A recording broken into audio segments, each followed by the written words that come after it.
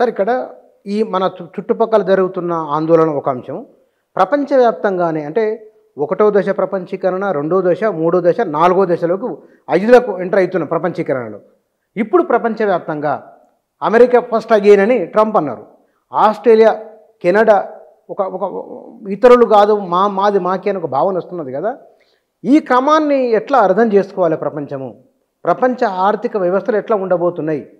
వీటి ప్రభావం ఎట్లా ఉండబోతుంది వాటిపైన? నిజానికి ప్రపంచాన్ని ఇప్పుడు అర్థం చేసుకోవాలంటే మీకు వేరే అంటే టెక్నికల్ డెవలప్మెంట్స్, ముఖ్యంగా సోషల్ మీడియా వచ్చిన తర్వాత జరిగిన పరిణామాలు, టెక్నికల్ డెవలప్మెంట్స్లో ఏఐ రావడం, ఏఐ తర్వాత పరిణామాలు. నిజానికి అమెరికా ఒక సంక్షోభంలో కూరుకుపోతున్న ఒక టైంలో మళ్ళీ అమెరికా అని ట్రంప్ అన్నాడు. ట్రంప్ను నమ్మి తప్పు చేసినారు వాళ్ళు. మరింత సంక్షోభంలోకి నెడుతున్నాడు అతను. రకరకాల గందరగోళం అంటే మామూలుగా అతను తోచిందల్లా చేస్తుంటూ పోతున్నాడు తప్ప దానికి ఒక పద్ధతి అయితే పద్ధతి కూడా ఉంది అతనికి. ఇప్పుడు మనల్ని బెదిరించిన ఉదాహరణకి, మనల్ని పూర్తిగా బెదిరిస్తే జరిగే పరిణామాలు ఏమిటి? మనం లేకుండా అమెరికా లేదు. నిజానికి అంత గొప్ప మాట ఏం కాదు. చైనా వాళ్ళు మనం ఇట్లా లేకుండా ఈ రెండు దేశాలు లేకుండా నిజంగా అమెరికా లేదు. ఎందుకంటే అమెరికాలో ఉన్న ఇవ్వాలటి సేవా రంగం అంతా కూడా ఈ రెండు దేశాల ప్రజలతోటి నిండి ఉన్నది. మన దగ్గర నుంచి వెళ్ళి పూర్తి కంట్రోల్ చేయాలనే ప్రయత్నం ఉన్నాడు. ఎందుకు? మళ్ళీ రష్యాని చూపిస్తాడు, లేకుంటే ఉక్రెయిన్ యుద్ధాన్ని చూపిస్తాడు, ఏదో మాట్లాడతాడు, కానీ మనల్ని ఇబ్బంది పెట్టడానికి ప్రయత్నం చేస్తున్నాడు. దానికి తోడు పర్సనల్ రీజన్స్ ఉన్నాయి అతనికి. ఒకటి, ఎన్నిసార్లు చెప్పిండంటే మీరు ఊహించిన నెంబర్ కూడా ఉంది దాన్ని. 36 సార్లు 40 సార్లు చెప్పినాడు. ఏది? నేను పాకిస్తాన్ యుద్ధాన్ని ఆపిన, పాకిస్తాన్ భారత్ యుద్ధం నేను ఆపిన. అంటే ఈయన పాపం ఇక్కడ మోడీ నేనేదో అనుకుంటాడు, ఆయన ఏదో చెప్పిన సింధూరం అదేదో ఉంది, ఆపరేషన్ సింధూర్ ఏదో ఉంది, దాని గురించి ఆయన చెప్పుకుంటే ఆయన ఒకటి తెల్లార వరకు అది కూడా వస్తాయి, ట్రంప్ కూడా వస్తాయి. నేను ఆపిన. ఎందుకు? పాకిస్తాన్ వాళ్ళు పిలిపించుకొని మరీ శాంతి బహుమతి నోబెల్ అది ఓపెన్ సీక్రెట్. ఇండియా సపోర్ట్ చేయలేదు అనేది ఉంది అతనికి. అంటే పర్సనల్ రీజన్ కూడా ఉంది దాంట్లో. దానితో చాలా ఉంటాయి కదా. సరే, లోపల విషయాలు చాలా ఉంటాయి. ఇక్కడ అదాని ఉన్నాడు, అక్కడేదో ఉంది, అన్ని కథలు వేరు.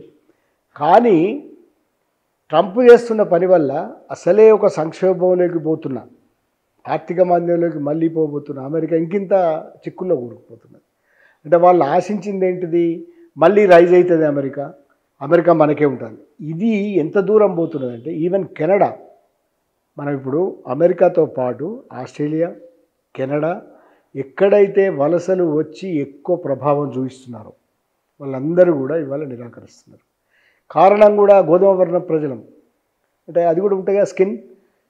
అంటే తెల్ల ప్రపంచం అంతా కూడా మనల్ని నిరాకరించే అవకాశం ఉంది. ఎందుకంటే మనము అంతటా పాతుకుపోయి ఉన్నాం. కెనడాలో ఉన్నాం. కెనడాలో అయితే మన మంత్రులు ఉంటారు, ఆశ్చర్యపోతారు. అమెరికాలో సరే మన అధ్యక్షులు కాబోయి మానేసింది ఆమె మొన్ననే, ఆమె కమలా హారిస్. అట్లా చూసినప్పుడు వాళ్ళకి మొన్న ఆస్ట్రేలియాలో జరిగింది, కెనడాలో పర్సంటేజ్ అంటాం కదా మనం, అక్కడ అలవ్ చేసే వాళ్ళని డ్రాస్టిక్గా తగ్గించినారు. 20-30% ఉన్నదో అంతే, అంటే అలవ్ చేస్తలేరు. ఎందుకు వస్తున్నది ఇదంటే ప్రపంచవ్యాప్తంగా ఉద్యోగాలు పోతున్నాయి. ఏఐ ప్రవేశంతో మీరు మ్యాసివ్గా ఇప్పుడు ఒక్కసారి వాళ్ళు ఏంటి ఈ కంపెనీలు, సాఫ్ట్వేర్ కంపెనీలు 12,000 మంది 20,000 మంది ఆ లెక్కలు తీసి సామూహికంగా భయంకరంగా ఉన్నాయి. లెక్కలు తీస్తే అంటే ఫైర్ చేసేస్తున్నారు. ఇట్లాంటి పరిస్థితులలో ఉద్యోగాల కొరత, స్థానికులకే అవకాశాలు, తర్వాత మన అవకాశాలను తన్నుకుపోతున్నారు. వీళ్ళకి ఇంకోటి ఏంటంటే మనకు వేరే పని ఉండదు కదా. మనం బతకబోయిన వాళ్ళకి ఏముంటుంది? పని మీద ధ్యాస ఉంటుంది. అక్కడ ఉన్న సొసైటీస్కి పని మీద అంత ధ్యాస ఉండకపోవచ్చు. వాళ్ళు ఎంజాయ్ చేస్తారు, వాళ్ళ లైఫ్ వాళ్ళ వ్యవహారం. దీనికి తోడి అక్కడి సాంస్కృతిక వాతావరణంలో కూడా మన కొంత అసలు పడుతుంది. రీసెంట్గా ఒక మిత్రుడు చెప్తున్నాడు, ఇప్పుడు మన వాళ్ళు ఉంటారు ఒక డల్లాస్లో, మన ప్లేస్ అది ఉదాహరణకి వినాయకుడు మనం చేస్తాం కదా, హైదరాబాద్ చేసినట్టే వాళ్ళు అక్కడ భీమ్ అని కొట్టుకుంటూ ఉంటుంది కదా, మనదంతా ఓ అని తిన్మార్ కొట్టుకుంటూ పోతున్నారట. పోతుంటే ఒక అమెరికన్ది ఈ మధ్యలో వైరల్ అయింది. అమెరికాలో అమెరికన్లే ఉండాలనే సెన్స్లో ఒకటి పెడితే వైరల్ అయింది. ఎందుకు అని అంటే ఇట్లాంటి కల్చర్ని వాళ్ళు ఎట్లా చేస్తారు? వాళ్ళకి ఏం సంబంధం ఇది? వాళ్ళది కాదు మతం. సరే మతానికి సంబంధించి కూడా అంత ఓపెన్గా ఉండవు కదా అవి. మతానికి సంబంధించి కూడా ఉత్సవాలు అట్లా ఉండవు. మనదేమో ఇది కొంచెం అని ఉత్సవం కదా, మామూలు ఉత్సవం కాదు కదా గణపతి అంటే. ఇప్పుడు హైదరాబాద్ ఆ రోజు ఉంటుందా, ఆ హైదరాబాద్ అంతా ఊగుతుంటుంది. డల్లాస్లో ఊతవాడు ఎందుకు ఒప్పుకుంటాడు? వాన్ దేశం అది. ఇది వస్తున్నది. కెనడాలో ప్రాబ్లమ్స్ ఉన్నాయి. కెనడాలో తెలుసుగా మీకు ఖలిస్తాన్ గొడవలు, అక్కడ రాజ్యాలు, మాఫియాలు అన్నీ ఉన్నాయి, డ్రగ్స్ అన్నీ ఉన్నాయి కెనడాలో. అంటే ఇవన్నీ కూడా ఈవెన్ ఆస్ట్రేలియాలో అంటే ఉద్యోగాల కొరత, స్థానికులకు అవకాశాలు, ఇట్లాంటి వాటితో పాటుగా కల్చరల్ పొల్యూషన్స్ అంటాం కదా. ఇప్పుడు మన దగ్గర తిరుపతిలోకి ఏ మతాన్ని అలౌ చేయొద్దు అనేది ఒక సూత్రం ఉంది, తెలుసు కదా. అవును, అలౌ చేయరు. అట్లనే ఇవన్నీ కూడా పనిచేస్తున్నాయి. అంటే cultural issues, social issues, behavioural patterns, మనుషులు, ఇవన్నీ కూడా అన్ని దేశాల ప్రభావాలు ఉంటాయి. ప్రభావంలో ఉండి ఇప్పుడు జరుగుతున్న పరిణామం ఏంటంటే మన మీదనే పడే అవకాశం ఉంది. ఎందుకంటే మనమే వలసల దేశాలు బేసిక్. మన ప్రపంచవ్యాప్తంగా ఉన్నారు మన అసలు ఇండియన్ లేని ప్రపంచం ఎక్కడ ఉన్నది? కానీ మళ్ళీ చూసినప్పుడు నేపాల్ అంత పర్సెంటేజ్ అయితే లేదు.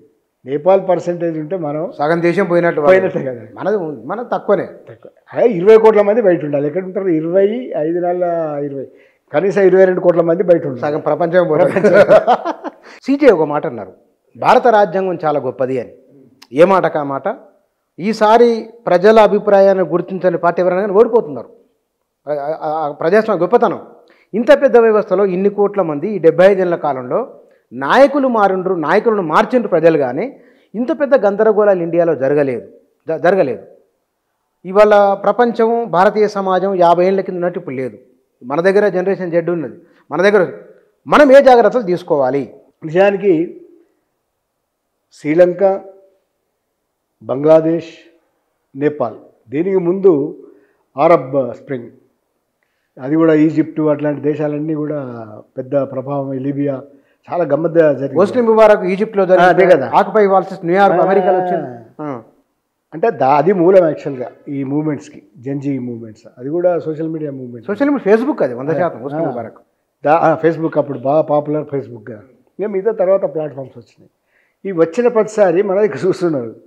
పర్టికులర్లీ శ్రీలంక, బంగ్లాదేశ్, నేపాల్, ఈ 3 వేరు కారణాలు. నిజానికి శ్రీలంకనేమో ధ్వంసం చేసినారు వాళ్ళు.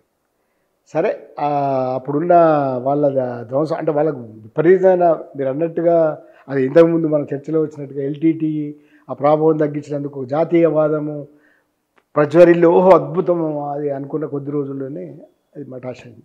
ఆర్థిక వ్యవస్థ విధ్వంసం చేసేసినారు. ఆర్థిక వ్యవస్థ నామమాత్రం లేకుండా. అక్కడ ఫ్యామిలీ ఉన్నది వాళ్ళది, వాళ్ళ ఫ్యామిలీ మొత్తము ఈవెన్ వ్యవసాయ రంగాన్ని కుదేలు చేసినారు. వ్యవసాయ రంగం కూడా ప్రధానమైన అదే ప్రధానం. వ్యవసాయ రంగంలో కొత్త విప్లవాలని, వాళ్ళు దేశీ పద్ధతులని ఏదో చేసి, ఎరువుల వాడకాలు తగ్గించి ఏదో చేసి ఆ పంట ఉత్పత్తులు రాక అది నాశనం. ఆర్గానిక్ వ్యవసాయం అనుకున్నారు.